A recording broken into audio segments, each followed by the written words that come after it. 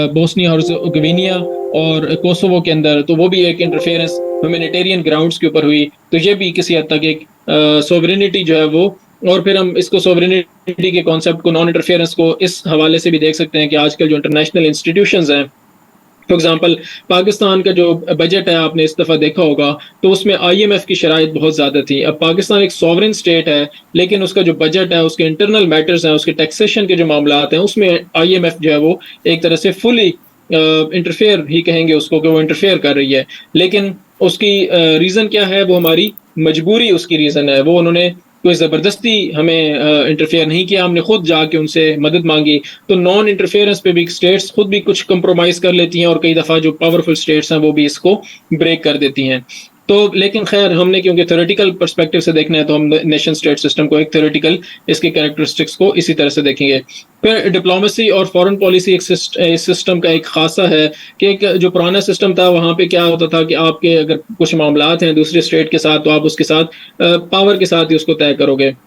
तो और स्टेट जब मसला बनता था तो एक दूसरे के ऊपर हमला भी करती थी, अभी भी करती हैं। लेकिन नेशन स्टेट सिस्टम के अंदर एक प्रिंसिपल नॉन इंटरफेरेंस का भी है, साथ में जो पावर का यूज है वो भी अलाउ नहीं है। तो डिप्लोमेसी और फॉरेन पॉलिसी के जरिए से अपने इंटरेस्ट्स को वो गेन करने की कोशिश करते हैं, नेगोशिएट करते हैं दूसरी स्टेट्स के साथ, और एक जो इंटरनेशनल फोरम्स हैं उस पर एक दूसरे के साथ मिल बैठ के फॉरेन पॉलिसी और डिप्लोमेसी के जरिए से मामलात को तय करने की कोशिश करते हैं, और मसाइल को हल करने की कोशिश करते हैं कि फोर्स को इस्तेमाल ना करना पड़े।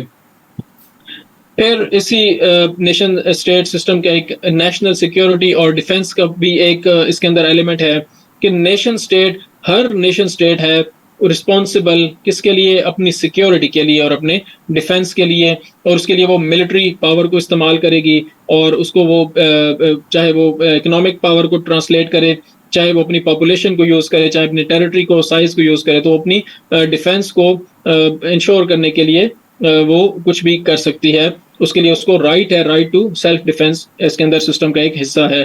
फिर नेशन स्टेट बिल्डिंग का एक जो है वो प्रोसेस रहा है, उसके अंदर डिफरेंट एक एराज जो है उनका बड़ा एक रोल रहा है। कुछ ऐसे मामलात हुए जैसे वॉर्स हुई, तो उसकी वजह से एक जो स्टेट्स जो हैं वो आज़ाद हुई, कुछ नई नेशंस बनी, कुछ पहले वाली जो थी वो डिसॉल्व हो गई। तो वो नेशन स्टेट बिल्डिंग का एक प्रोसेस रहा है, जो एक रीजनल आइडेंटिटीज़ की वजह से एक स्टेट को बनाया एक यूनिफाइड पॉलिटिकल एंटिटी के तौर पे।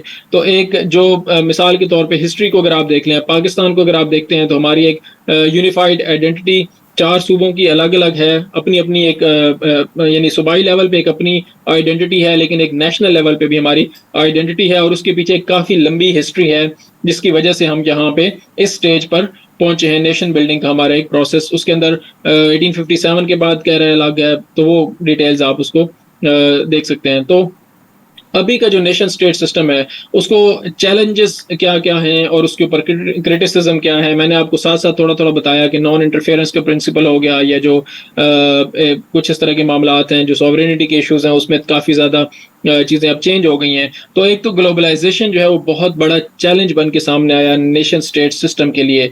ऑल्दो ग्लोबलाइजेशन को अब स्लोबलाइजेशन भी कह रहे हैं, और डी ग्लोबलाइजेशन भी कहा जा रहा है कि ग्लोबलाइजेशन का एरा अब ख़त्म अगर नहीं भी हुआ, तो वो स्लोबलाइजेशन की तरफ चला गया है, कि ग्लोबलाइजेशन अब उस तरीके से पावर में नहीं है जिस तरह से आज से 10 साल पहले या 15 साल पहले ग्लोबलाइजेशन का एक उसका एक इम्पैक्ट जो है वो स्टेट्स के ऊपर नजर आ रहा था। तो उसकी वजह से क्या हुआ है? ग्लोबलाइजेशन की वजह से इंटरकनेक्टेडनेस हुई है स्टेट्स की आपस में, और उसकी वजह से जो बाउंड्रीज है स्टेट्स की, तो वो काफ़ी ज़्यादा ब्लर हो गई हैं। यानी स्टेट्स ने रिलैक्स कर दिया है अपने बॉर्डर्स को दूसरी स्टेट्स के साथ। ख़ास तौर पे इसको हमने देखा है यूरोप के अंदर, जहाँ पे नेशन स्टेट्स ने अपने आप को ना सिर्फ एक बॉर्डर्स को टूरिज्म के लिए, कल्चर के लिए और एजुकेशन के लिए अपने आप को बॉर्डर्स को ख़त्म किया, बल्कि पॉलिटिकल मैटर्स में भी काफ़ी ज़्यादा चीज़ें यूरोपियन यूनियन के तौर पे हमारे सामने आई। लेकिन सिर्फ ये यूरोप के अंदर भी नहीं हुआ, बाकी नेशन स्टेट्स के साथ भी ये चीज़ हुई कि जो बाउंड्रीज हैं वो काफ़ी ज़्यादा ब्लर हुई ग्लोबलाइजेशन के फिनोमेना की वजह से। फिर कुछ ट्रांसनेशनल इश्यूज ऐसे पैदा हुए जिसकी वजह से नेशन स्टेट सिस्टम का जो एक कन्फाइंड जो एक नेशन स्टेट का एक कैरेक्टरिस्टिक था, उसके अंदर काफ़ी ज़्यादा चीज़ें चेंज हुई। फॉर एग्जांपल क्लाइमेट चेंज का इशू है, अब क्लाइमेट चेंज में क्या चीज़ है, अब अमेरिका के अंदर फैक्ट्रीज लगी हुई हैं, वहाँ पे एक इंडस्ट्रियलाइजेशन हुई है, चाइना के अंदर तो CO2 एमिशन सबसे ज़्यादा कौन कर रहा है, मेजर पावर्स कर रही हैं, लेकिन उसके इम्पैक्ट सबसे ज़्यादा कौन से मुल्कों पे आ रहे हैं, पाकिस्तान जैसे मुल्कों पे आ रहे हैं। पाकिस्तान छठे नंबर पे है क्लाइमेट चेंज के जो इफेक्टिव्स हैं। सो एक तरफ से एक नेशन का एक अमल है और दूसरी तरफ उसका रद्द अमल आ रहा है। तो उसके बाद फिर टेररिज्म जो है वो ट्रांसनेशनल इशू के तौर पे सामने आया। पेंडेमिक्स की वजह से एक नेशन स्टेट सिस्टम को काफ़ी एक धचका लगा, जिसकी वजह से और इसमें धचका इस तरह से था कि कोऑपरेशन की ज़रूरत पड़ गई। मसलन आज से मिसाल के तौर पे 15 साल पहले अगर इश्यूज थे वो लोकल लेवल पे, लोकल से मुराद मुल्की लेवल पे थे, मुल्की स्टेट्स जो थी वो अपने इश्यूज को सॉल्व कर सकती थी। लेकिन अभी क्या हुआ, क्लाइमेट चेंज एक ऐसा इशू आया कि पता चला कि नेशन स्टेट एक एक इसकी लिमिटेशन सामने आ गई है। ये उस चैलेंज को उस तरीके से नहीं कर सकती, काउंटर नहीं कर सकती। सो अब क्या ज़रूरत पड़ गई कि एक नेशन स्टेट के साथ सिस्टम, जो नेशन स्टेट है उसके साथ दूसरी नेशन स्टेट भी शामिल होगी। एक स्टेट के साथ बड़ी स्टेट आएगी, छोटी स्टेट आएगी, रीजनल स्टेट्स आएंगी, इंटरनेशनल लेवल पे सारी स्टेट्स को इकट्ठा होना पड़ेगा। तो एक स्टेट की लिमिटेशन हमारे सामने आई कि ठीक है, ये इसको आपने प्राइमरी एक्टर तो कह दिया है, लेकिन इसकी कुछ लिमिटेशंस हैं। आप ये नहीं कह सकते कि ये सारा कुछ खुद ही कर लेगी। फिर नेशनलिज्म और आइडेंटिटी कॉन्फ्लिक्ट्स। वैसे तो नेशनलिज्म की बेस, नेशन स्टेट की बेस ही नेशनलिज्म है मेजर तो, लेकिन फिर भी कुछ ऐसे इश्यूज आए जो आइडेंटिटी के जो है ना वो कॉन्फ्लिक्ट्स की सूरत में सामने है। जैसे कि आपके सामने है यूके के अंदर फॉर एग्जांपल स्कॉटलैंड का एक इशू है। स्कॉटिश जो है वो एक वहाँ पे नेशनलिस्ट कहते हैं कि हमने यूके से अलग होना है, इंग्लैंड से हमने अलग होना है। इसी तरह पाकिस्तान के अंदर भी कुछ ऐसे आपको एलिमेंट्स मिल जाएंगे जो ये समझते हैं कि उनकी आइडेंटिटी पाकिस्तान की आइडेंटिटी के साथ मैच नहीं करती। तो सेपरेटिस्ट मूवमेंट्स स्टार्ट हुई, जिसकी वजह से जो मेजॉरिटी और माइनॉरिटी ग्रुप्स हैं विद इन अ स्टेट, उनकी आपस में टेंशंस पैदा हुई और उसकी वजह से कुछ ऐसे इश्यूज हुए जो एक काफ़ी ज़्यादा एक बड़ा चैलेंज बन के काफ़ी सारी स्टेट्स के सामने आए, जिसकी वजह से आप कह सकते हैं कि ये एक सिस्टम को काफ़ी हद तक वीकन हुआ। ऑल्दो कि इसका ऐसा इम्पैक्ट नहीं है कि हम कहें कि ये सिस्टम कोलैप्स कर रहा है या ख़त्म हो रहा है, लेकिन आप चैलेंजेस के तौर पे इसको फिर भी देखेंगे। फिर मैंने आपको पावर इम्बैलेंसेस का बताया कि नेशन स्टेट सिस्टम का क्या एक प्रिंसिपल है कि जी equality of states. United Nations के अंदर 192 स्टेट्स हैं, तो equal one vote one state general assembly के अंदर है। लेकिन रियलिटी क्या है, मैंने आपको बता दिया कि वो नेशनल जो सिक्योरिटी काउंसिल है उसका एक अलग ही स्ट्रक्चर है। तो बड़ी और छोटी स्टेट्स के दरमियान में अब देखें, जो चीज़ अमेरिका के साथ होती है उसका एक ख़ास ही रद्द-ए-अमल होता है, उसका एक ख़ास ही पब्लिसिटी होती है दुनिया में। और उसके मुकाबले में अगर एक बॉम्ब ब्लास्ट हो जाए लंदन के अंदर तो उसका पूरी दुनिया के ऊपर उसका चर्चा होता है और पूरी दुनिया एक हिल जाती है उसकी वजह से। लेकिन बॉम्ब ब्लास्ट हो रहे हैं पाकिस्तान के अंदर या अफगानिस्तान के अंदर या अफ्रीका के अंदर तो कोई उसको इतना ख़ास अहमियत नहीं है, क्योंकि ये छोटी स्टेट्स हैं, गरीब स्टेट्स हैं, तो इनका इतना ज़्यादा वो रोल ग्लोबल अफेयर्स के अंदर सामने नहीं आता। फिर सॉवरेनिटी वर्सेस ह्यूमन राइट्स के मैंने आपको एक बता दिया कि स्टेट सॉवरेनिटी, जैसे चाइना कहता है कि योगर जो इशू है वो अपना हमारा इशू है, हमारा इंटरनल मैटर है, लेकिन अमेरिका बहुत ज़्यादा चर्चा करता है कि नहीं, ये आपका इंटरनल मैटर नहीं, ये ह्यूमन राइट्स का इशू है, तो आप इनको राइट्स दें। तो एक स्टेट सॉवरेनिटी का एक क्लैश आ गया प्रमोशन ऑफ ह्यूमन राइट्स के साथ। एक तरफ स्टेट कहती है कि ये मेरा इंटरनल मैटर है, मैं इसमें किसी को इंटरफेयर नहीं करने दूंगी, और दूसरी तरफ जो बाकी दुनिया है या दुनिया के चंद ममालिक हैं वो कहते हैं कि नहीं, ये मैटर आपका नहीं है, ये ह्यूमन राइट्स का इशू है और इसके ऊपर हम स्टेट सॉवरेनिटी को एक्सेप्ट नहीं करते हैं। तो कंक्लूजन क्या है, अगेन अब मैंने आपको ये टॉपिक बताया तो उसकी कंक्लूजन क्या लिखेंगे आप, कि आपने जनरली बताना है कि एक फंडामेंटल एस्पेक्ट है इंटरनेशनल रिलेशंस के अंदर किसका, नेशन स्टेट सिस्टम का, और इसके जो फ्रेमवर्क इस वक्त हम जिस तरह से डिफाइन करते हैं सिस्टम को, तो प्राइमरी एक्टर्स उसके अंदर कौन से हैं, वो नेशन स्टेट्स हैं। फिर उनको कुछ चैलेंजेस भी दरकार हैं और कुछ ऐसे इश्यूज हैं जिनकी वजह से आजकल नेशन स्टेट सिस्टम को थोड़ा सा एक थ्रेट भी है, और जिसकी वजह से वो इस सिस्टम को हम कहेंगे कि वो एक फेस कर रहा है डिफिकल्टीज को। अब नेशन स्टेट सिस्टम हमने पढ़ लिया, लेकिन ये सिस्टम कैसे हमारे सामने है, यानी करंट सिचुएशन जो इस वक्त हमारे पास है वो कैसे इवॉल्व की, कहाँ से ये स्टोरी स्टार्ट कहाँ से होती है और कहाँ से जाके हम इसको अपने जो इस वक्त का कंटेम्प्रेरी जो हमारा सिचुएशन है उसके साथ कैसे उसको मिलाएंगे।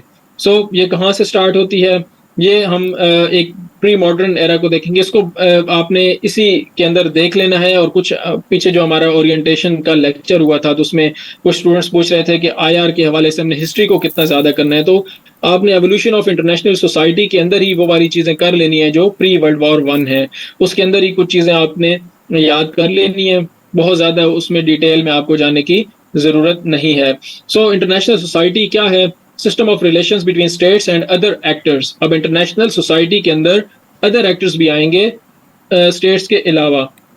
फिर इसमें इंट्रोडक्शन में आप क्या लिखेंगे कि इसका एक सिग्निफिकेंट चेंज आया है, एक ट्रांसफॉर्मेशन आई है ओवर द सेंचुरीज, जिसकी वजह से आज के हालात पैदा हुए हैं। और उसकी क्या रीजंस क्या थी? हिस्टोरिकल इवेंट्स इसकी रीजंस थी। नॉर्म्स चेंज हुए हैं, यानी वैल्यूज चेंज हुई हैं, सोच इंसान की चेंज हुई है। कुछ हमने देखा कि वर्ल्ड वॉर्स जो हुई तो उसकी वजह से हमारा इंसानों का एक हमने सीखा उसकी वजह से कि ये तो बहुत ही एक अगर हम ये गलत पॉलिसीज को अपनाते हैं या हम एक इस सिस्टम को इस तरह से अरेंज करने की कोशिश करते हैं या एक्सपेंशनिस्ट पॉलिसीज को अगर कोई स्टेट अपनाने की कोशिश करती है तो फिर उसकी वजह से क्या प्रॉब्लम आ सकती हैं। तो एक इंटरनेशनल सोसाइटी इवॉल्व की, उसकी सोच, आइडियाज और जो स्ट्रक्चर है वो कम्प्लीटली एक तरह से इवॉल्व हुआ। सो प्री मॉडर्न एरा में एंशिएंट सिविलाइजेशंस के अंदर क्या था? ट्राइब्स होते थे। वो छोटे छोटे एक यहाँ पे जो सिविलाइजेशंस की आप बात की गई है वो मेसोपोटामिया, इजिप्ट, ग्रीस, रोम और साथ में इंडस वैली सिविलाइजेशन भी आपकी थी, तो यहाँ से स्टार्ट हुई। लेकिन इससे पीछे अगर आप लेके जाते हैं तो आप ट्राइबल सोसाइटीज के ऊपर आप बात करेंगे कि ट्राइब्स थे डिफरेंट, एक ही जगह पे एक ही खत्ते के अंदर डिफरेंट ट्राइब्स थे, जंगलों के अंदर डिफरेंट ट्राइब्स थे, उनके आपस में कुछ ना कुछ ताल्लुकात होते थे। उसके बाद फिर एक सिविलाइजेशन का सिस्टम आया, जब लोग सेटल डाउन हुए तो उसकी वजह से फिर एक मुख्तलिफ सिस्टम चेंज हुए। एक सेकेंड।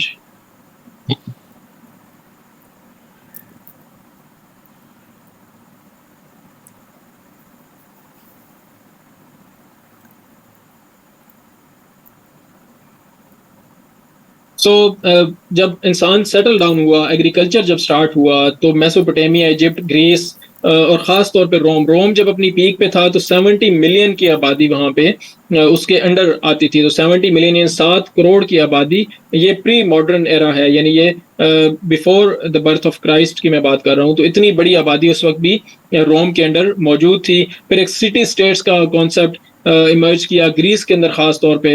और जो यूरोपियन थॉट है उसके अंदर ग्रीस और रोम को खास तौर पे बहुत ज़्यादा अहमियत दी जाती है। ग्रीस के अंदर से डेमोक्रेसी का कॉन्सेप्ट भी आया, जो आजकल की एक जो नेशन स्टेट्स हैं उसके अंदर काफ़ी ज़्यादा उसका भी एक रोल है। और साथ ही ग्रीस के अंदर से सिटी स्टेट्स का एक कॉन्सेप्ट इमर्ज किया, जिसके अंदर डिप्लोमेसी होती थी, जिसके अंदर वॉर्स होती थी। हमने आगे पढ़ना है, थुसिडीड्स ने जो पेलोपोनेशियन वॉर की हिस्ट्री लिखी थी तो वो सिटी स्टेट्स के स्पार्टा और एथेंस के दरमियान वॉर्स के बारे में उसने लिखी थी। तो वहाँ से ये कॉन्सेप्ट स्टार्ट हुआ।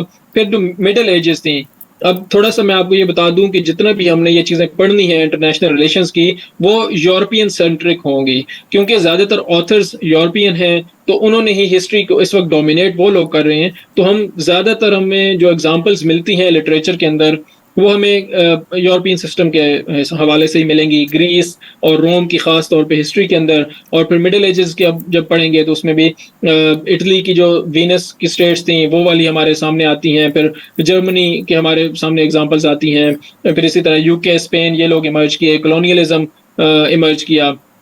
तो भाई ये मिडिल एजेस की क्या थी कि उस वक्त एक फ्यूडलिज्म की एक कैफियत थी। तो वहाँ पे फ्यूडल लॉर्ड्स होते थे जिनके पास पहले छोटी टेरिटरीज होती थी, फिर उसमें से कुछ लोग जो पावरफुल हो जाते थे वो एम्पायर बना लेते थे, वो अपना ज़्यादा खिता एक्सपेंड कर लेते थे और मोनार्कीज का कॉन्सेप्ट वहाँ से स्टार्ट हुआ। सो पहले एक एंशियंट सिविलाइजेशन जहाँ पे रोम और ग्रीस की सिटी स्टेट्स थी या एम्पायर, रोमन एम्पायर थी।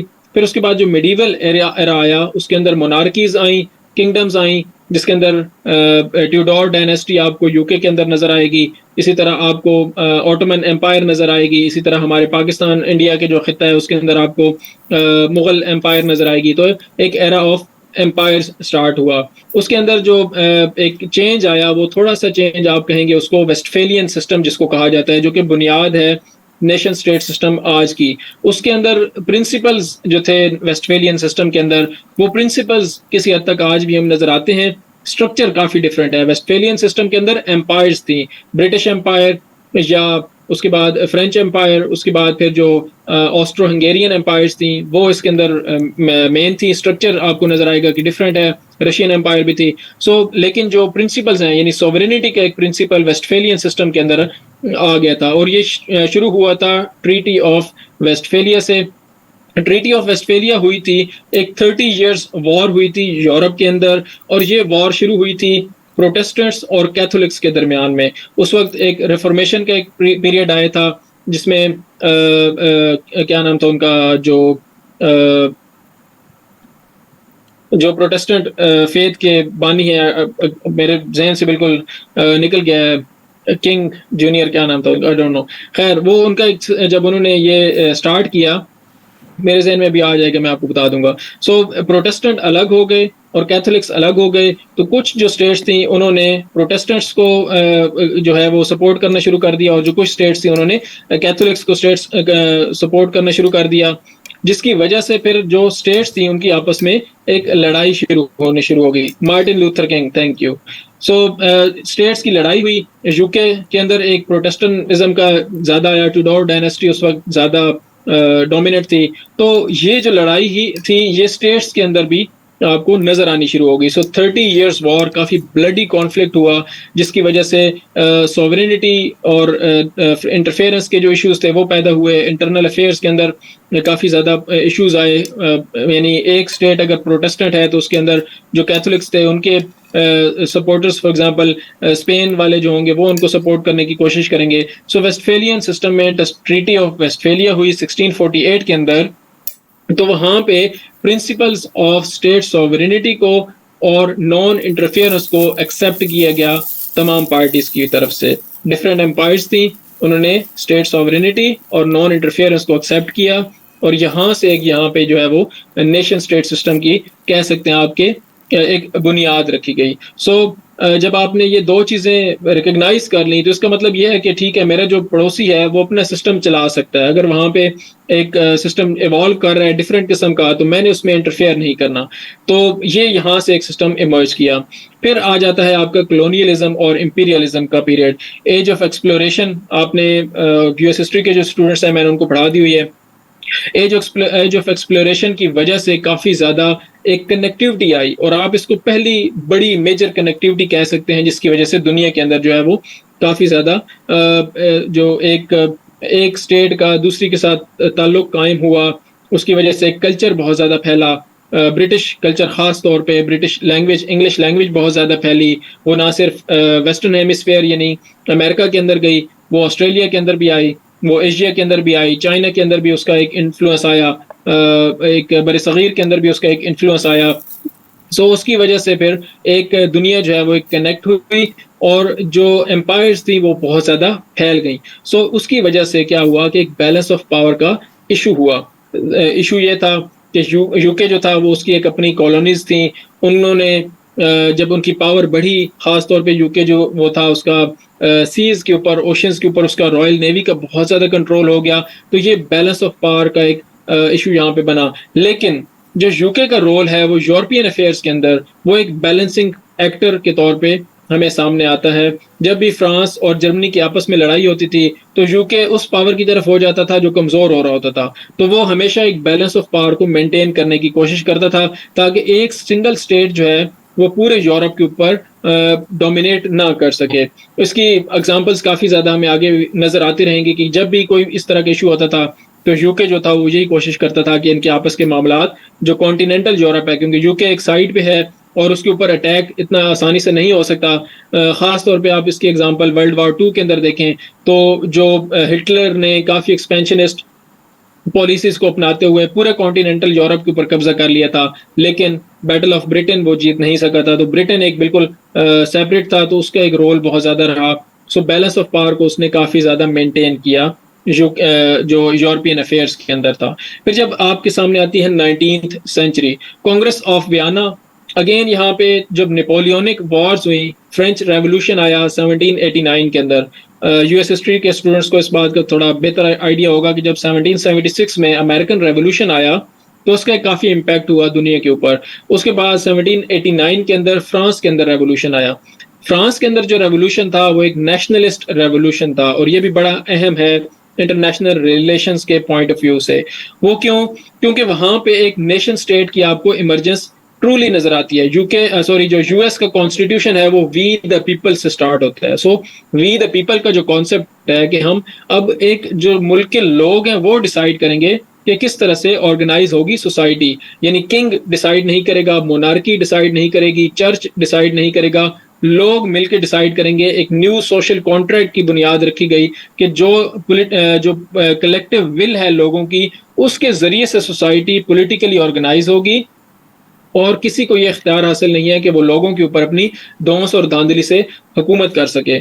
यहाँ पे जब 1789 के अंदर फ्रेंच रेवोल्यूशन आता है तो काफ़ी ज़्यादा इंस्टेबिलिटी आ गई। 1794-95 के अंदर नेपोलियन ने अपना एक जो था वो कंट्रोल एक्सर्ट करना शुरू कर दिया। 1798 के अंदर जाके वो एम्परर ऑफ फ्रांस बन गया, और जैसे ही वो एम्परर बना, और ये जो फ्रेंच रेवोल्यूशन था इसके किसी हद तक ये पर्पस भी था कि वो मोनार्की, एंटी मोनार्की थे, और वो इसको फैलाना चाहते थे इस थॉट को। यानी वो जो रेवोल्यूशन था उसको वो स्पिल ओवर करना चाहते थे, वो इसको पूरे यूरोप के अंदर फैलाना चाहते थे। और नेपोलियन ने भी यही किया, उसने वॉर्स स्टार्ट कर दी। जर्मनी के ऊपर उसने कब्जा किया, ऑस्ट्रिया हंगरी के ऊपर उसने कब्जा किया, फिर रशिया के ऊपर भी उसने अटैक किया जिसमें वो कामयाब ना हो सका। सो जब ये चीज़ हुई तो जो मोनार्कीज थी, और खास तौर पे अगेन आपको यूके का रोल यहाँ पे नजर आएगा कि यूके ने ये डिसाइड किया कि ऐसे तो नहीं चलेगा। अगर ऐसे पूरे यूरोप के ऊपर सिर्फ फ्रांस की हुकूमत होगी तो यहाँ पे एक ऐसी पावर इमर्ज करेगी जिसको कंट्रोल करना पॉसिबल नहीं रहेगा। सो यूके ने इकट्ठा किया पुरानी मोनार्कीज को, और ऑस्ट्रिया हंगरी को सपोर्ट किया, साथ में रशिया को मिलाया, और उन्होंने कहा कि इसका कुछ हल निकालना चाहिए। सो जो नेपोलियन था उसके खिलाफ एक इत्तेहाद बनाया गया, एक अलायंस बनाई गई, और नेपोलियन को शिकस्त दी गई 1815 के अंदर, और फिर कांग्रेस ऑफ वियना उसके बाद हुई। उसके अगेन जो पर्पस था स्टेबिलिटी को रिस्टोर करना, उसका पर्पस था नेपोलियनिक वॉर्स के बाद, और टेरिटोरियल इंटेग्रिटी ऑफ स्टेट्स को मेंटेन करना इसका पर्पस था। पीछे आपने पढ़ा कि वेस्टफेलियन सिस्टम के अंदर एक नॉन इंटरफेरेंस और स्टेट सॉवरेनिटी के प्रिंसिपल्स को एक्नॉलेज किया गया। लेकिन नेपोलियन ने क्या कहा? उसने कहा मैं इन सबको नहीं मानता, मैंने एक्सपैंड करनी है सारी चीजें। तो 1815 के अंदर कांग्रेस ऑफ वियना के अंदर दोबारा उसको स्टेबिलिटी को रिस्टोर किया गया, और दोबारा डिसाइड किया गया कि हमने इस तरह से एक्सपेंशनिज्म की पॉलिसीज को नहीं चलने देना।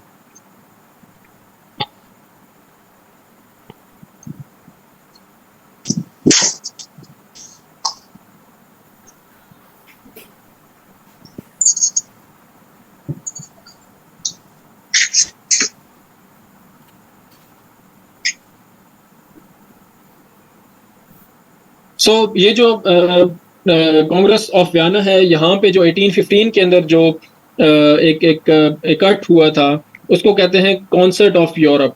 यानी कॉन्सर्ट ऑफ यूरोप का मतलब ये था कि अब हमने इकट्ठे होकर पीस को मेंटेन करना है, और इस एक्सपेंशनिस्ट और जो ये रिविजनिस्ट पॉलिसीज हैं किसी एक मुल्क की, उसको हमने डोमिनेट नहीं करने देना। सो यहाँ पे अगेन वो वाले प्रिंसिपल्स को एक तरह से कर दिया गया कि इन्हीं को इम्प्लीमेंट किया जाएगा। फिर क्या हुआ 19th सेंचुरी के अंदर? एक और सिग्निफिकेंट क्या चीज़ थी? वो थी इंडस्ट्रियलाइजेशन। अगर आप यूके के अंदर देखें तो उसके अंदर भी ये जो कॉन्सर्ट ऑफ यूरोप था 1815 का, उसके बाद भी 1848 के अंदर वहाँ पे एक अपराइजिंग हुई थी जिसमें किंग को कत्ल कर दिया गया था, और उसके अलावा भी नेशनलिस्ट अपराइजिंग्स चलती रहीं, और ये ख़त्म नहीं हुआ सिलसिला। यानी जो सिलसिला फ्रेंच रेवोल्यूशन से नेशनलिज्म का शुरू हुआ था ये ख़त्म नहीं हुआ, या आहिस्ता आहिस्ता आहिस्ता आहिस्ता चलता रहा। जब इंडस्ट्रियलाइजेशन आई तो उसकी वजह से एक सिविल सोसाइटी का एक इमरजेंस बहुत ज़्यादा हुई, और जो मिडिल क्लास है उसका बहुत ज़्यादा एक जो है रोल सामने आया। उससे पहले क्या थे? फ्यूडल्स थे, मोनार्की थी, चर्च था, तो वो ऊपर के एलिट्स जो थे वो नीचे कंट्रोल कर लेते थे। लेकिन जब इंडस्ट्रियलाइजेशन हुई तो जो मिडिल क्लास इमर्ज की, उसकी वजह से नेशनलिज्म का फिनोमेना बहुत ज़्यादा स्ट्रेंथन हुआ, और जो पावर थी वो किसी हद तक शिफ्ट हो गई एलीट से मिडिल क्लास के पास। तो फिर वो एक नई आइडेंटिटी लोगों ने अपनानी शुरू कर दी, जिसकी वजह से ये नेशन स्टेट का एक सिस्टम किसी हद तक फिर से इमर्ज किया। अब ये सिस्टम यानी जो एम्पायर्स हैं उनके अंदर तो चल रहा था, लोगों के अंदर ये शऊर तो था, और लोगों के अंदर मिडिल क्लास भी इमर्ज कर चुकी थी, और इंडस्ट्रियलाइजेशन की वजह से पावर शिफ्ट भी हो चुका था, और जो फ्यूडल्स थे उनकी जो एक डोमिनेंस थी वो शिफ्ट हो चुकी थी इकोनॉमिक जो स्ट्रॉन्ग पीपल थे उनकी तरफ। लेकिन ये अंदर ही अंदर चल रहा था। लेकिन जैसे ही वर्ल्ड वॉर वन स्टार्ट होती है तो उसकी वजह से जो ये मोनार्कीज थी, जो ये सिस्टम एक पुराना चल रहा था, ओटोमन एम्पायर खास तौर पे, तो ये काफ़ी ज़्यादा वीक हो गई। और जैसे ही वर्ल्ड वॉर वन एंड हुई तो उसकी वजह से बहुत ज़्यादा एक तो नुकसानात हुए, फिर उसकी वजह से साथ ही एम्पायर्स जो है वो टूट गई। यानी ओटोमन एम्पायर टूट गई, ऑस्ट्रेलियन हंगेरियन एम्पायर टूट गई, उसके बीच में से काफ़ी ज़्यादा एक बल्कनाइजेशन का उसको अमल कहते हैं कि उसके एक बहुत ज़्यादा नेशंस इमर्ज की। तो जब इंटरवार पीरियड के अंदर भी हम यही देखते हैं कि ये इकोनॉमिक इंस्टेबिलिटी का एक इशू था, फिर उसकी वजह से नेशनलिज्म और जो ख़ास तौर पे चंद लीडर्स थे वो इमर्ज किए, और लीग ऑफ नेशंस की जो एक पॉलिसी थी या जो एक मॉडल था वो फेल हो गया। तो एक नेशनलिज्म का जो फर्वर था वो बहुत ज़्यादा इमर्ज किया। अगेन सेकेंड वर्ल्ड वॉर जब हुई तो उसके बाद ये ट्रूली डीकोलोनाइजेशन हुई, तो बहुत ज़्यादा स्टेट्स उसके बीच में से इमर्ज की, नई स्टेट्स आई। पाकिस्तान और इंडिया भी उसी जो है टाइम पीरियड का एक नतीजा है। तो ट्रूली फिर हमें एक नज़र आती है कि एक जो है वो स्टेट्स का एक मॉडल कंप्लीट हो गया, और उसके बाद फिर यूनाइटेड नेशंस बनी, तो ये किसी हद तक स्टैंप हो गया, और उसकी सरबराही की अमेरिका ने, और अमेरिका ने ये इंश्योर किया कि इस सिस्टम में अगर किसी को कोई प्रॉब्लम आती है, उसमें मार्शल प्लान था अमेरिका की तरफ से कि अगर कोई स्टेट फेल हो रही है तो उसको सपोर्ट किया जाए, ताकि ये जो एक्स्ट्रा अल्ट्रा नेशनलिस्ट जो एलिमेंट्स हैं वो ना पावरफुल हो सकें। सो वो जो नेशन स्टेट का एक सिस्टम था, मॉडल था, वो काफ़ी हद तक स्टेबलाइज हो गया, और उसकी वजह से फिर यूनाइटेड नेशंस ने भी कुछ अपना रोल प्ले किया। डिकोलोनाइजेशन की वजह से बहुत ज़्यादा स्टेट्स बनी, तो एक international community new sovereign states की सूरत में इमर्ज की। कोल्ड वॉर एरा के अंदर क्या था, अब इसको इंटरनेशनल रिलेशंस के और पावर जो बैलेंस है उसके पर्सपेक्टिव से देखेंगे कि इंटरनेशनल सोसाइटी कोल्ड वॉर के अंदर क्या थी। यानी हमारे पास नेशन स्टेट सिस्टम तो इमर्ज कर चुका है, लेकिन कोल्ड वॉर की वजह से दो बड़ी जो मेजर पावर्स थी उनकी वजह से ब्लॉक्स बन गए। सो एक तरफ अमेरिका और उसके इत्तेहादी हो गए, और दूसरी तरफ सोवियत यूनियन और उसके इत्तेहादी हो गए, और फिर एक तीसरी थर्ड वर्ल्ड जिसको कहते हैं वो थे नॉन अलाइंड मूवमेंट के जो स्टेट्स थी, जिसमें इंडिया बड़ा और एक्टिव रोल प्ले कर रहा था। तो ये एक तीन किस्म के जो है वो ब्लॉक्स सामने आए। दो जो मेन वेस्टर्न ब्लॉक और ईस्टर्न कम्युनिस्ट ब्लॉक, और जो तीसरा ब्लॉक था जिसको थर्ड वर्ल्ड कहते हैं वो नॉन अलाइंड कंट्रीज थी। अच्छा, उसके बाद फिर न्यूक्लियर डिटरेंस का जो है वो इंटरनेशनल सोसाइटी ने देखा कि न्यूक्लियर वेपन्स की वजह से एक खास माहौल बना। अब इसको हम देख रहे हैं कि वॉर्स का एक फिनोमेना जो है वो इंटरनेशनल रिलेशंस के अंदर उसका क्या रोल रहा। तो जब न्यूक्लियर वेपन्स इमर्ज किए तो डिटरेंस का एक म्यूचुअली अश्योर्ड डिस्ट्रक्शन का फिनोमेना आया। जब दोनों स्टेट्स के पास न्यूक्लियर वेपन्स आ गए तो अब एक नया एक तरह कह लें कि एक नया फ्रेमवर्क हमारे सामने इमर्ज किया, जिसमें स्टेट्स को पता है कि वो दूसरे के ऊपर इस तरह से अटैक नहीं कर सकती कि वो आगे से रिटेलिएशन में अपनी जो है वो सर्वाइवल उनका इतना ज़्यादा थ्रेट हो जाए कि वो न्यूक्लियर वेपन्स इस्तेमाल करना शुरू कर दें। फिर पोस्ट कोल्ड वॉर एरा है, इसके अंदर क्या है, आपको यूनिपोलैरिटी नज़र आती है। अमेरिका बहुत ज़्यादा स्ट्रॉन्ग हो गया, ख़ास तौर पे 1991 से लेके 2015 या आप 2020 तक भी कह लें। लेकिन अभी का जो टाइम है वो यूनिपोलैरिटी से जो है वो शिफ्ट हो रहा है मल्टीपोलैरिटी की तरफ। उसमें चाइना एक बहुत स्ट्रॉन्ग फोर्स के तौर पे, एक पीयर कंपेटिटर के तौर पे इमर्ज कर रहा है, जिसकी वजह से जो दुनिया है वो पावर बैलेंसेस दोबारा शिफ्ट हो रहे हैं, पोल्स जो है वो शिफ्ट हो रहे हैं। उसमें फिर नए अलायंसेस बन रहे हैं, उसमें अमेरिका है, उसमें अमेरिका के साथ इंडिया है, क्वाड का एक अलायंस बन रही है जिसमें जापान, इंडिया, ऑस्ट्रेलिया और अमेरिका है। दूसरी तरफ चाइना अपना सी पैक का मंसूबा लेके और इकोनॉमिक जो है वो मॉडल्स लेके आ रहा है। फिर कैपिटलिज्म को भी चाइनीज़ कैरेक्टरिस्टिक दे दी हैं चाइना ने।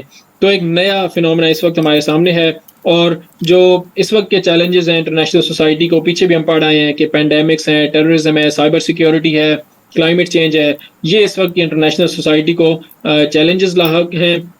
दूसरी तरफ इंटरनेशनल सोसाइटी के अंदर एक्टर्स काफ़ी ज़्यादा डाइवर्स हो चुके हैं।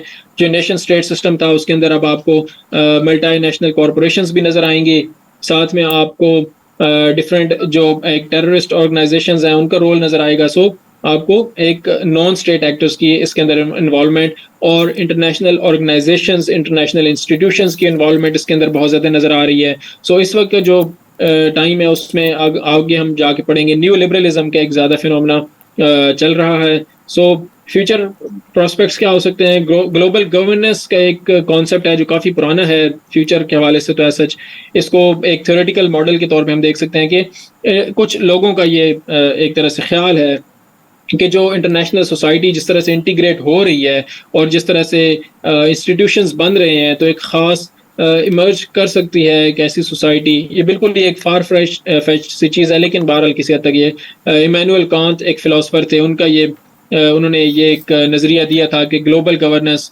और एक वर्ल्ड गवर्नमेंट की एक सिचुएशन होनी चाहिए जिसमें एक स्टेट, उन्होंने यूएस का हवाला दिया था कि वो अगर इमर्ज करे जो बाकी जो स्टेट्स हैं उनको एक तरह से कंट्रोल में रखे और एक पुलिसमैन के तौर पे इंटरनेशनल ग्लोबल लेवल पे एक्ट करे।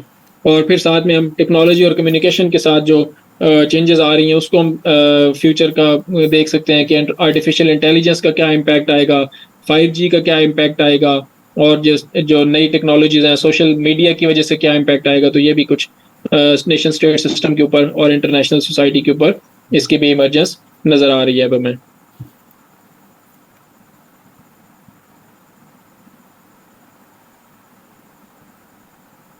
यहाँ तक अगर आप लोगों के कोई क्वेश्चंस हैं तो आप पूछ सकते हैं, उसके बाद फिर हम इंशाल्लाह थ्योरी स्टार्ट करते हैं।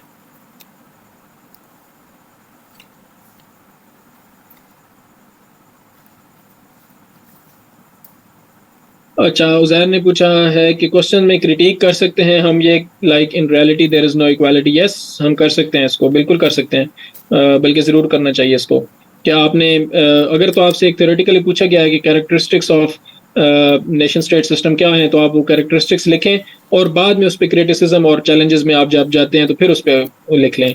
सो मैंने आपको क्योंकि उस वक्त साथ बता दिया था, लिखा हुआ मैंने नहीं था लेकिन बता मैंने आपको दिया था।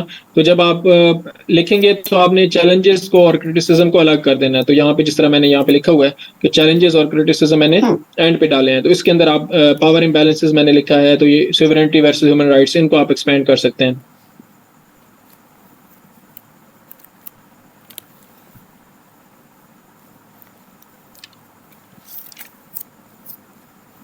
अच्छा जी, क्वेश्चंस नहीं है आप लोगों के?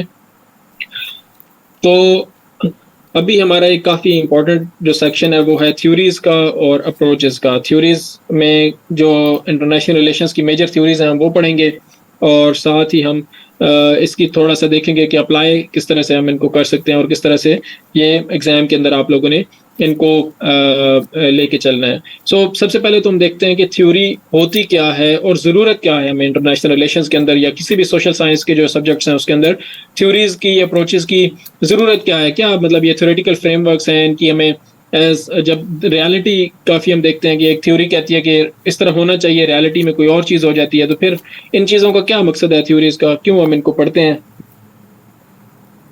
तो थ्योरी होती क्या है, वो कुछ उसकी ख़ास असम्पशंस होती हैं जिसको एक्सियम्स कहा जाता है, और या फिर वो कुछ एविडेंस के ऊपर बेस्ड होती है जिसमें कोई भी अगर आप चीज़ जो एग्जामिन कर रहे होंगे उसका कैरेक्टर आप देखेंगे, उसके कॉजेज देखेंगे और फिर उसके कॉन्सिक्वेंसेस देखेंगे। यानी आप देखेंगे कि हिस्ट्री उसकी क्या है और करंट उसकी कैरेक्टरिस्टिक्स क्या है, और फिर उस इन दोनों के ऊपर बेस करके आप एनालिसिस करने की कोशिश करेंगे कि इसके कॉन्सिक्वेंसेस क्या हो सकते हैं, और फिर आप इसकी एथिकल इम्प्लीकेशंस भी देखेंगे कि यानी एक अगर चीज़ आप फॉर एग्जांपल आपने कैपिटलिज्म को अगर देखना है कि वो उसकी कैरेक्टरिस्टिक्स आप देखेंगे, उसके देखेंगे कि कॉजेज क्या हैं, क्यों ये सिस्टम इमर्ज किया, और आगे देखेंगे कि फ्यूचर में वो किस तरह से चल सकता है या उसमें क्या तब्दीलियां करने की ज़रूरत है, और एथिकली क्या ये सिस्टम वैलिड है या क्या ये इस काबिल है भी सही कि इसको चलाया जा सके दुनिया में, यानी ये लोगों के फ़ायदा दे रहा है या नुकसानात इसके ज़्यादा हैं।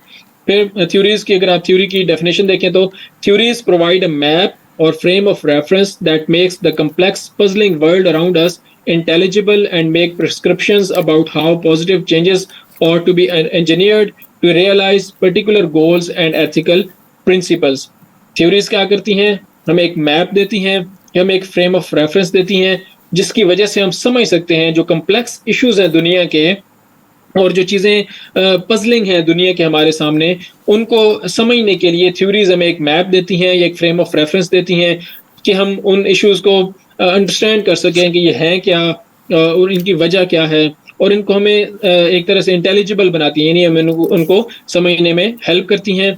और साथ ही साथ एक चीज़ आपको जब समझ आ गई थ्योरी के ज़रिए से, तो फिर वो थ्योरी प्रिस्क्रिप्शंस भी देती है। प्रिस्क्रिप्शंस क्या है? जैसे डॉक्टर आपको प्रिस्क्रिप्शन देता है, पहले वो देखता है कि आपकी सिम्पटम्स क्या हैं, फिर आपसे पूछता है कि आपने कुछ इस तरह की कोई चीज़ खाई पी है या आपने मतलब ये बीमारी की रीज़न क्या है, फिर वो आपको प्रिस्क्रिप्शंस देता है कि किस तरह से आप इसको दूर कर सकते हैं, ये बेहतर कर सकते हैं अपनी, लेट्स से वो हेल्थ की बात कर रहा होगा। तो थ्योरी भी आपको एक चीज़ समझने में हेल्प करती है और फिर वो आपको प्रिस्क्रिप्शन देती है, तजावीज़ देती है कि आप किस तरह से पॉजिटिव चेंज लेके आ सकते हैं।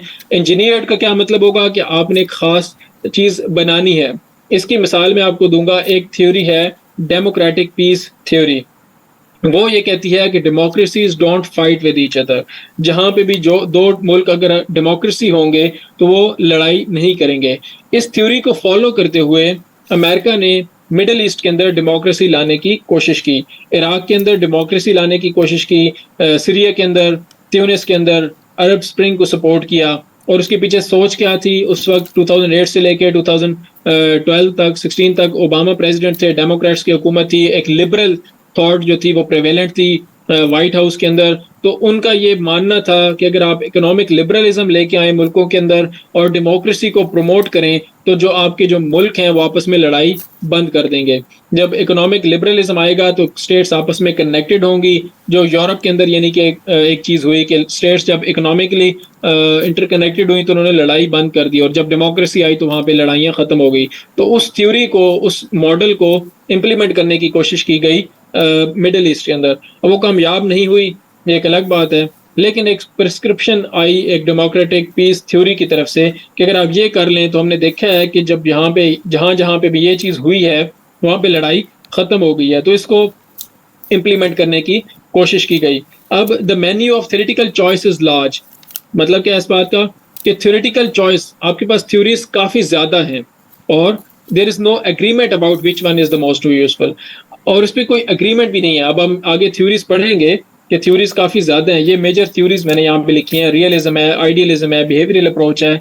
सो ये काफ़ी ज़्यादा आपके पास एक मेन्यू है, ये काफ़ी ज़्यादा आप इसमें से चूज़ कर सकते हैं। लेकिन प्रॉब्लम क्या है कि यहाँ पे कोई एग्रीमेंट नहीं है कि कौन सी सबसे ज़्यादा यूज़फुल होगी।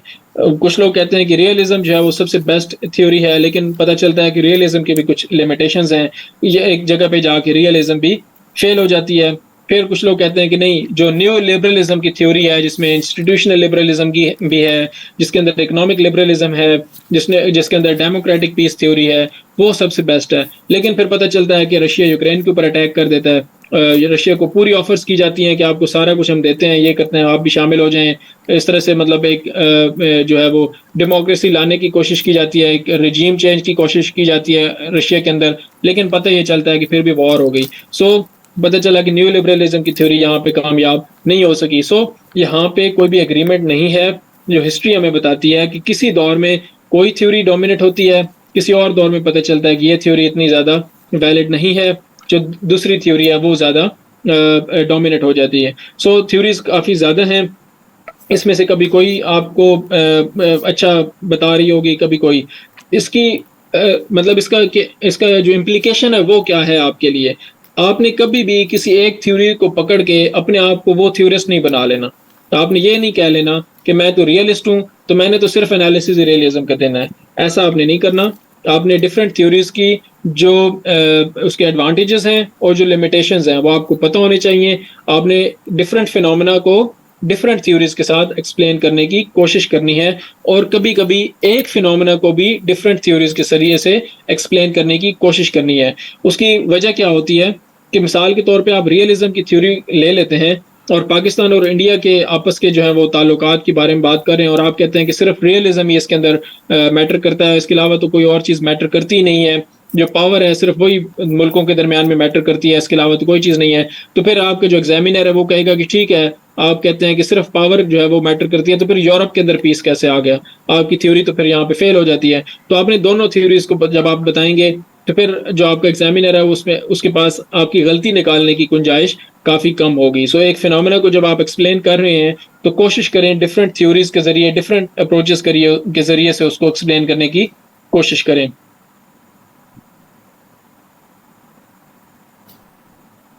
थ्योरीज एंड अप्रोचेस रियलिज्म को हम इंशाल्लाह अगले लेक्चर में पढ़ेंगे, क्योंकि ये काफ़ी लंबा है और इसको समझने की भी काफ़ी ज़्यादा ज़रूरत होती है। तो इस जो टॉपिक है इसको हम नेक्स्ट लेक्चर में कवर करने की कोशिश करेंगे। अभी क्या आपके कोई क्वेश्चंस हैं तो आप पूछ सकते हैं, उसके बाद फिर हम इंशाल्लाह इसको कंक्लूड करेंगे। सर मेरा क्वेश्चन है, जी जी सर आपने ऑब्लिगेशन का बताया था नेशन स्टेट सिस्टम में, तो इंटरनेशनल रिलेशन में क्या ऑब्लिगेशन जो है वो डिमांड की जाती हैं? डिफरेंट जो सर्कमस्टांसेस हैं उसमें डिफरेंट ऑब्लिगेशंस रिक्वायर्ड हैं स्टेट से। फॉर एग्जांपल आप मिसाल ले लें पाकिस्तान की। पाकिस्तान के ऊपर जो एक ऑब्लिगेशन सब स्टेट्स के ऊपर भी है, वो सिर्फ पाकिस्तान के ऊपर नहीं है। तो आपने फैटफ का एक देखा होगा, पिछले काफ़ी इशू चलता रहा है। तो फैटफ क्या कहता था कि पाकिस्तान टेररिस्ट एलिमेंट्स को सपोर्ट करना बंद करे। उसका क्या पीछे रीज़न क्या थी?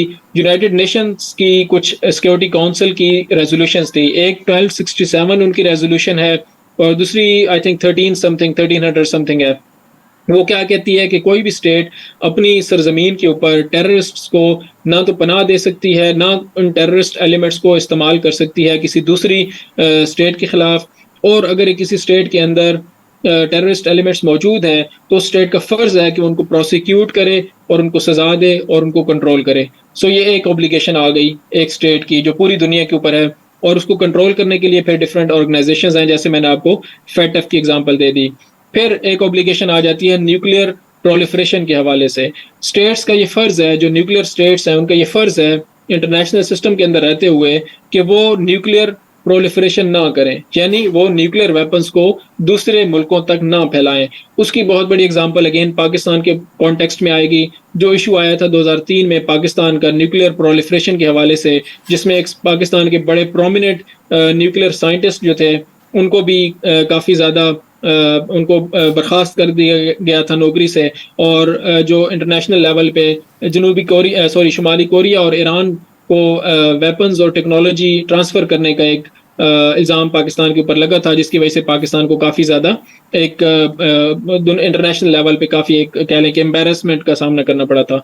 तो ये डिफरेंट ऑब्लिगेशंस हैं, इसमें आप और भी ऐड कर सकते हैं। साइबर थ्रेट्स हैं फॉर एग्जांपल, तो स्टेट का फ़र्ज़ है कि वो अपनी जो एक तरह से साइबर स्पेस है एक मुल्क के अंदर आप कह लें, उसको इस्तेमाल ना होने दें। अगर पाकिस्तान से अटैक हो रहा है, किसी यूरोपियन मुल्क में साइबर थ्रेट हो रहा है, ये साइबर अटैक हो रहा है, तो पाकिस्तान की एक ऑब्लिगेशन है कि वो मेंटेन करे पीस। और पीस कैसे मेंटेन होगा? जब वो उनको कंट्रोल करेंगे। सो इस किस्म की डिफरेंट ऑब्लिगेशन स्टेट्स पे होती हैं, और उनको इंश्योर कैसे किया जाता है?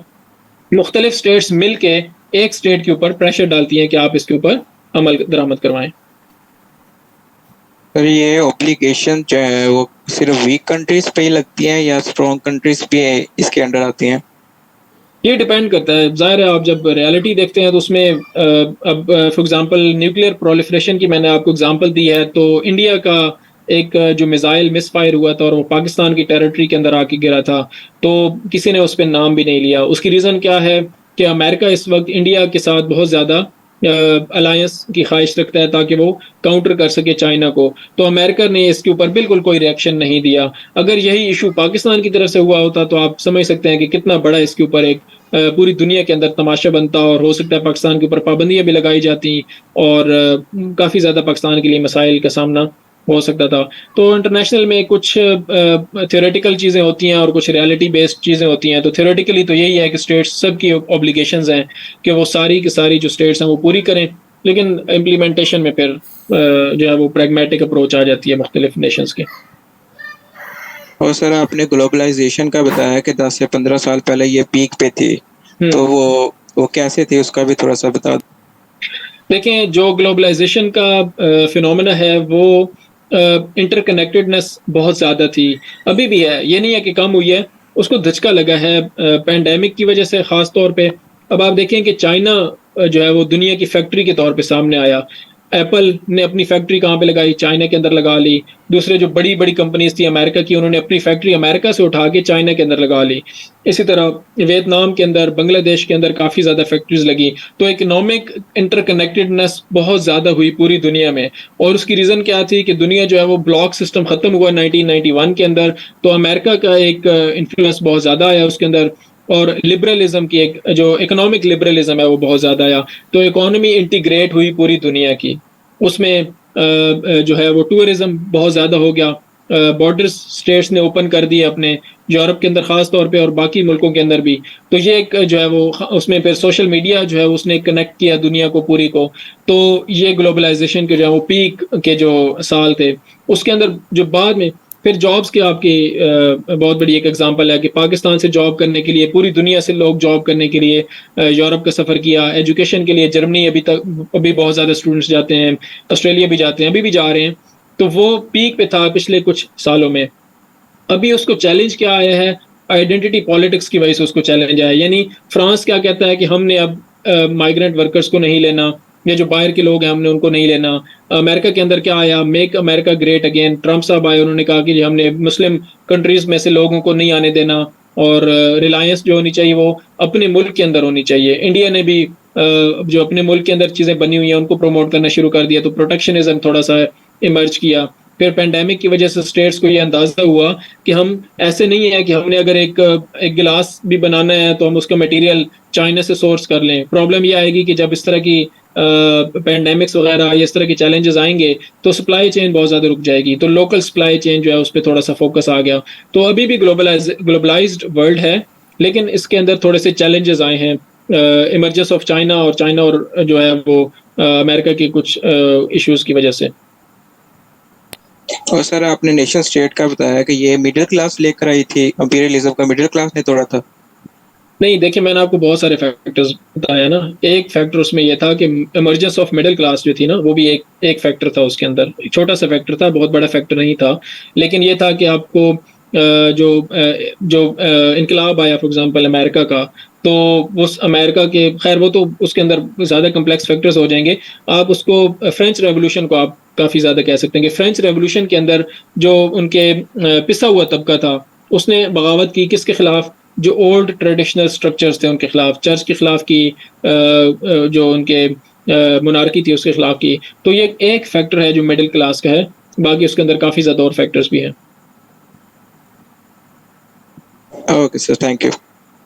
बहुत आपने क्वेश्चन किया, if one event is best explained by one theory like Ukraine Russia crisis is best explained by realism, so we have to bring also other theories like liberalism and constructivism. देखें गौर, जो Ukraine Russia का crisis है ना, ये realism के साथ explain नहीं हो सकता। सिर्फ रियलिज्म इसका बड़ा एक साइड जो है ना वो रियलिज्म से एक्सप्लेन होती है, दूसरी साइड रियलिज्म से नहीं एक्सप्लेन होती। दूसरी साइड न्यू लिबरलिज्म और लिबरलिज्म से एक्सप्लेन होती है। रशिया क्या कहता है? रशिया कहता है मुझे सिक्योरिटी थ्रेट है, वहां से तो रियलिज्म आ जाएगा। यूरोप और अमेरिका क्या कहते हैं? वो कहते हैं रियलिज्म तो ये कौन सा, आपका थ्रेट कौन सा आता है? हम तो इसको नेटो में शामिल करना चाहते हैं, हम आपके ऊपर थ्रेट कहाँ से हो गए? हम तो ओपन डोर पॉलिसी हमारी, हम तो इकोनॉमिकली इसको इकोनॉमिक जो इसकी इकोनॉमी है वो इंटीग्रेट करना चाहते हैं यूरोप के साथ, और जो एक इकोनॉमिक लिबरलिज्म है हम वो उसको प्रमोट करना चाहते हैं। तो आपके लिए ये थ्रेट कहाँ से हो गया? एक डेमोक्रेसी को हम अलाउ करना चाहते हैं, तो सेल्फ डिटर्मिनेशन है यूक्रेन के पास, वो जिस मर्जी अलायंस के अंदर शामिल होना चाहे हो सकता है, वो उसके पास सोवरेनिटी है। तो ये यानी ये दो साइड्स हो गई ना। तो एक तरफ तो अगर आप रशिया का पर्सपेक्टिव बताएंगे तो आप कहेंगे कि सिक्योरिटी, ठीक है, और सिक्योरिटी क्या है? वो रियलिज्म के कॉन्सेप्ट में आएगी। दूसरी तरफ जब आप यूरोप और जो अमेरिका है उसका पर्सपेक्टिव जब आप बता रहे होंगे, तो आप कहेंगे कि नहीं, उनका पर्सपेक्टिव ये है कि एक सेल्फ डिटर्मिनेशन और सोवरेनिटी, डेमोक्रेसी उनका हक है, जिस मर्जी के साथ ओपन डोर पॉलिसी वगैरह, कलेक्टिव सिक्योरिटी। तो वो सारी चीज़ आ जाएगी लिबरलिज्म और नियो लिबरलिज्म के कॉन्सेप्ट्स में। सो आपको ये एटलीस्ट ये दो थ्योरीज लगानी पड़ेंगी। कंस्ट्रक्टिविज्म इसके अंदर अप्लाई नहीं होता है सच कोई खास, लेकिन ये दो थ्योरीज दोनों साइड को एक्सप्लेन करने के लिए ज़रूरी हैं। कॉन्सर्ट ऑफ यूरोप था, कांग्रेस ऑफ वियना के साथ इसको लिंक किया जाता है कॉन्सर्ट ऑफ यूरोप को। 1815 के अंदर जब नेपोलियनिक वॉर्स एंड हुई और नेपोलियन को जब शिकस्त हुई, तो उसके बाद एक तरह से ये एग्रीमेंट हुआ एक यूरोपियन जो नेशन स्टेट्स थी, एम्पायर्स थी, कि दोबारा से हमने स्टेबिलिटी लेके आना है। तो इसको 1815 को जो इनका एक एग्रीमेंट था उसको कॉन्सर्ट ऑफ यूरोप कहेंगे।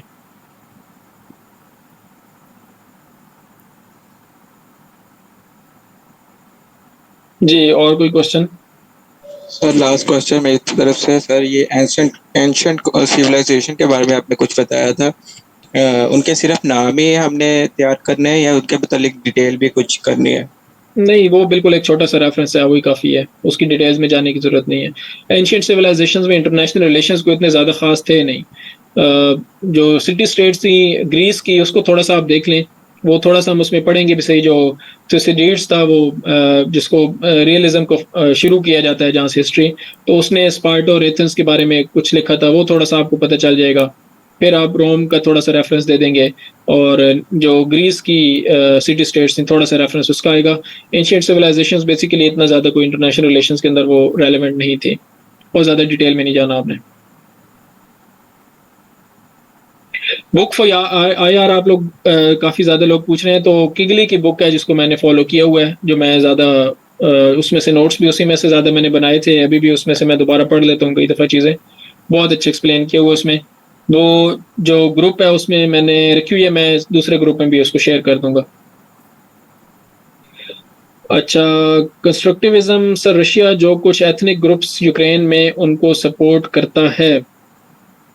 एथनिक ग्रुप्स को रशिया ऐसा जो सपोर्ट करता है, वो एक उसको कंस्ट्रक्टिविज्म के उसमें नहीं लेके जा सकते आप। कंस्ट्रक्टिविज्म एक वैल्यूज के ऊपर बेस्ड है, डोमेस्टिक जो आपका एक फैक्टर्स हैं उसको आप करेंगे, तो मेरा नहीं ख्याल कि इसको आप कंस्ट्रक्टिविज्म की उसमें लेके आ सकते हैं, क्योंकि एक सोशल डायमेंशन है कंस्ट्रक्टिविज्म जो, और वो कंस्ट्रक्टिविज्म ये कहता है कि रियलिटी जो है वो सोशली कंस्ट्रक्टेड है। सो एथनिक ग्रुप्स को सपोर्ट जो है वो एक पावर के तौर पे वो अपने उनको कर रहे हैं, रियलिस्ट पर्सपेक्टिव से कर रहे हैं, उनको सपोर्ट कर रहे हैं।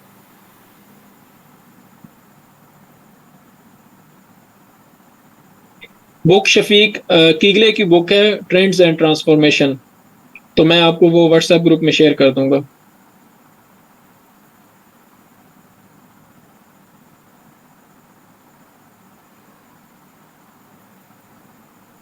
ग्लोरियस रेवोल्यूशन में 1688 में, जी ये ब्रिटेन में जो हुई थी, उसमें कर सकते हैं आप इसको भी, लेकिन बस एक मेंशन के तौर पे आप कर सकते हैं इसको। फ्रेंच रेवोल्यूशन बहुत ज़्यादा रेलेवेंट है, ग्लोरियस रेवोल्यूशन इतनी ज़्यादा उसका इम्पैक्ट नहीं हुआ था दुनिया पे। तो फ्रेंच रेवोल्यूशन ने तो पूरे यूरोप को हिला के रख दिया था ना, खास तौर पे उसके बाद, क्योंकि नेपोलियन आ गया था और नेपोलियन ने ऐसी तैसी फेर दी थी पूरे यूरोप कॉन्टिनेंट की, तो उसकी वजह से वो फिर बहुत ज़्यादा रेलेवेंट है। उसके थोड़ा सा आप पढ़ भी लें, कोई डॉक्यूमेंट्री देख लें फ्रेंच रेवोल्यूशन के हवाले से यूट्यूब के ऊपर, तो आपको काफ़ी उसकी चीज़ें समझ आ जाएंगी। तो उसके इंटरनेशनल रिलेशंस के ऊपर इम्पैक्ट बहुत ज़्यादा हुआ था।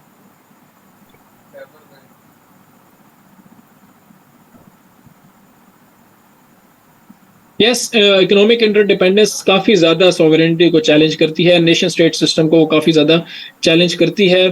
तो उसको आप लिख सकते हैं नेशन स्टेट सिस्टम को, वो है उसमें ऑटोनॉमी को, उसमें जो है आपकी मल्टीनेशनल कॉरपोरेशंस उसके अंदर ख़ास तौर पे आ जाती हैं, तो वो काफ़ी मामलात में वो कर जाती हैं, स्टेट्स उसके ऊपर डिपेंडेंट हो सकती हैं।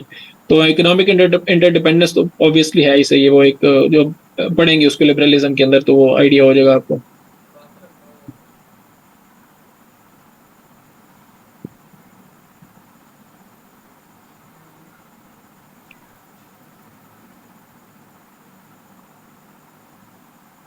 यस, मल्टीनेशनल कॉरपोरेशंस काफ़ी ऐसी हैं जो स्ट्रांग हैं काफ़ी ज़्यादा, और इकोनॉमिक इंटरडिपेंडेंस में आपके इंस्टीट्यूशंस भी आ जाते हैं ना, IMF वगैरह, वर्ल्ड बैंक, वो भी एक इकोनॉमिक इंटरडिपेंडेंस की ही एक तरह से वो एग्जांपल हैं।